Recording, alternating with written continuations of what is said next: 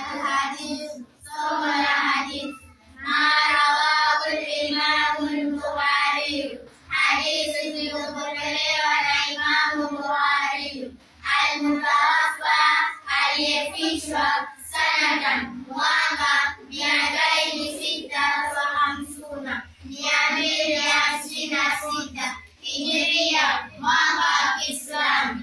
Alhadithu alawwal, hadithi ya kwanza.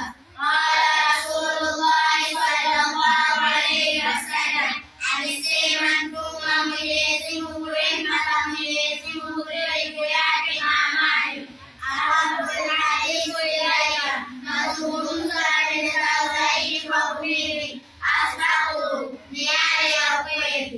Alhadithu thani, hadithi ya pili. Qala Rasulullah sallallahu alayhi wasallam, alisema Mtume wa Mwenyezi Mungu, rehma za Mwenyezi Mungu juu yake na amani, innahu yarakum, hakika ya mbora wenu, ahsanukum qadaa, ni yule mzuri zaidi wa kulipa deni.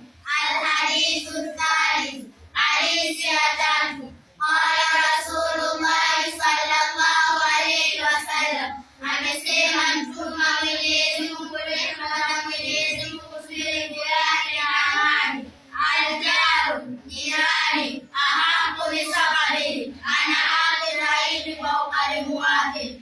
Alhadithu rabi', hadithi ya nne. Qala Rasulullah sallallahu alayhi wasallam, amesema Mtume wa Mwenyezi Mungu, rehma za Mwenyezi Mungu juu yake na amani, hurrimat tijara, imeharamishwa biashara, fil amri, katika ulevi. Alhadithu alkhamis, hadithi ya tano. Qala Rasulullah sallallahu alayhi wasallam, amesema Mtume wa Mwenyezi Mungu, rehma za Mwenyezi Mungu juu yake na amani, la yahtabanna, la yaamuru, si mimi, wala mtabiu, nikiwa nimeegemea.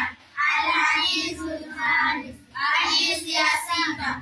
Qala Rasulullah sallallahu alayhi wasallam, alisema Mtume wa Mwenyezi Mungu, rehma za Mwenyezi Mungu juu yake na amani, thumma min sadaqa, kila jambo jema ni sadaqa.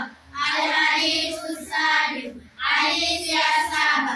Qala Rasulullah sallallahu alayhi wasallam, alisema Mtume wa Mwenyezi Mungu, rehma za Mwenyezi Mungu juu yake na amani,